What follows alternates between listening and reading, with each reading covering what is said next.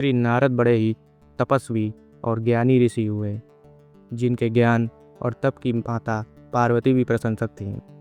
तभी एक दिन माता पार्वती श्री शिव से नारद मुनि के ज्ञान की तारीफ करने लगी। शिव ने पार्वती जी को बताया कि नारद बड़े ज्ञानी हैं, लेकिन किसी भी चीज़ का अहंकार अच्छा नहीं होता। एक बार नारद को इसी अहंकार के कारण बंदर बनना पड़ा था। यह सुनकर माता पार्वती को बहुत आश्चर्य हुआ।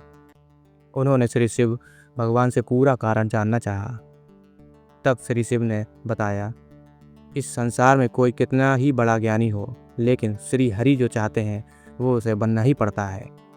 नारद को एक बार अपने इसी तप और बुद्धि का घमंड हो गया था। इसलिए नारद को सबक सिखाने के लिए श्री विष्णु को एक युक्ति सूझी। हिमालय पर्वत में एक बड़ी पवित्र गुफा थी। उस गुफा के निकट गंगा जी बहती थी। वह परम पवित्र गुफा नारद जी को अत्यंत सुहावनी लगी। वहाँ के पर्वत, नदी, वन को देखकर उनके हृदय में श्री हरि विष्णु की भक्ति अत्यंत बलवती हो उठी। वे वहीं बैठकर तपस्या में लीन हो गए। नारद मुनि की इस तपस्या से देवराज इंद्र भयभीत हो गए। उनको लगा कहीं देव ऋषि नारद अपने तप के बल से उनका स्वर्ग नहीं छीन लें। इंद्र ने नारद की तपस्या भंग करने के लिए कामदेव को उनके पास भेज दिया। वहां पहुंचकर कामदेव ने अपनी माया से वसंत ऋतु को उत्पन्न कर दिया। पेड़ और पत्तों पर रंग बिरंगे फूल खिल गए। कोयलें कूकने लगी, भंवरे गुंजार करने लगे। काम अग्नि को भड़काने वाली शीतल मंद सुगंध सुहावनी हवा चलने लगी। रंभा आदि अप्सराएं नाचने लगी। किंतु कामदेव की किसी भी माया का नारद मुनि पर कुछ भी प्रभाव नहीं पड़ा। तब कामदेव को डर सताने लगा, कहीं नारद मुनि मुझे शाप ना दे दे। इसलिए उन्होंने श्री नारद से क्षमा मांगी। नारद मुनि ने थोड़ा भी क्रोध नहीं आया और उन्होंने कामदेव को क्षमा कर दिया। कामदेव वापस अपने लोक चले गए।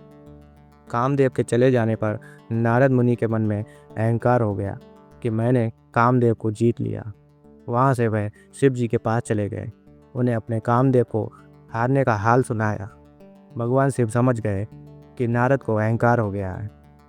शिव जी ने सोचा, यदि इनके अहंकार की बात विष्णु जी जान गए तो नारद के लिए अच्छा नहीं होगा। इसलिए उन्होंने नारद से कहा, तुमने जो बात मुझे बताई है वह श्री हरि को मत बताना। नारद जी यह बात सुनकर उनको अच्छी नहीं लगी। उन्होंने सोचा, आज तो मैंने कामदेव को हराया है और मैं किसी को ना बताऊं। नारद जी क्षीर सागर पहुँचे और शिव जी के मना करने के बाद भी सारी कथा भगवान श्री विष्णु जी को सुना दी।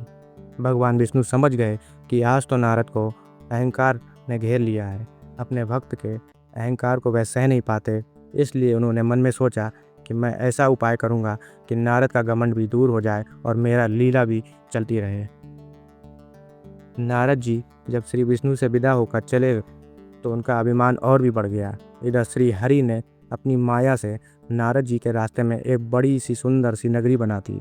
उस नगरी में शील निधि नाम का एक वैभवशाली राजा रहता था।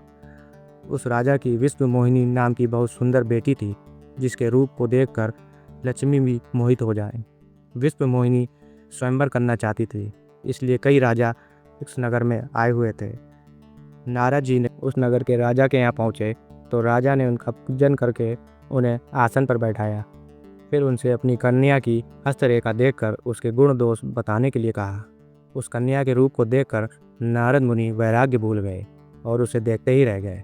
उस कन्या की हस्तरेखा बता रही थी, उसके साथ जो विवाह करेगा वह अमर हो जाएगा।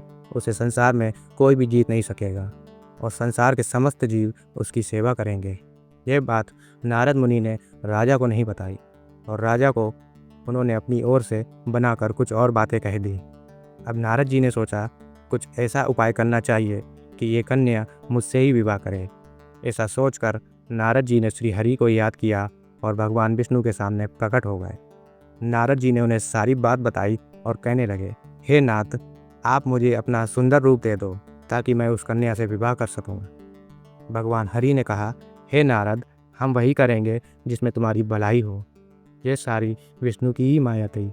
विष्णु जी ने अपनी माया से नारद जी को बंदर का रूप दे दिया। नारद जी को यह बात समझ में नहीं आई। वो समझे कि मैं बहुत सुंदर लग रहा हूँ।